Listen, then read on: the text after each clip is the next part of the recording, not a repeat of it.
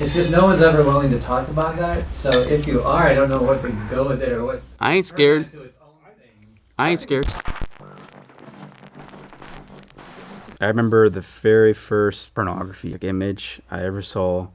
I think I was like 10, something crazy. I was super young little guy.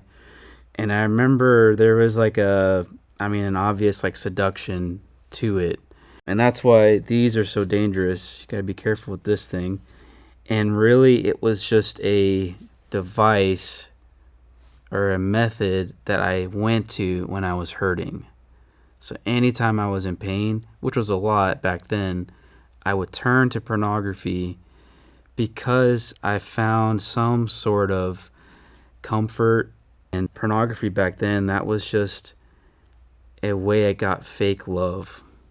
It was fake love for me, fake intimacy. And I knew that if I continued on that road, it would destroy me and it would destroy most of all my relationship with God. That sin hinders communion. It hinders it. So I don't want anything in my life that would hinder God's face from shining on me. And one day I felt the desire to look at pornography, and I went into my prayer closet and I stayed there until God spoke to me about it. And I stayed there for 4 or 5 hours. I didn't move until, because I was like, this cannot live in my life. This is ruining things. This is not good. And he started showing me what I was looking for was intimacy with him. What I was looking for was love with him. I started realizing I'm doing this because I want love, because I need love. Not even want love. I need it. I need comfort. Like every human being has a base desire for love, affirmation, comfort. And when that clicked, when I realized why I was going to it, I could then repurpose that why or redirect it. And that started this journey of intimacy with God. That started that. You have to be vulnerable. I would say vulnerability is probably one of your greatest secret weapons in developing a spiritual walk, is be vulnerable with God with every single ugly part. Like for me, I started with lust. Lust is the seed that grows into pornography and all these other things. So it's like when I start seeing lust, if I chop that, then I don't have to worry about pornography down the road. I think it's John Piper says, sin is what you do when you are not satisfied with God. So if sin looks appealing, it's like that bag of chips, or for me, it's the chocolate covered pretzels at the gas station.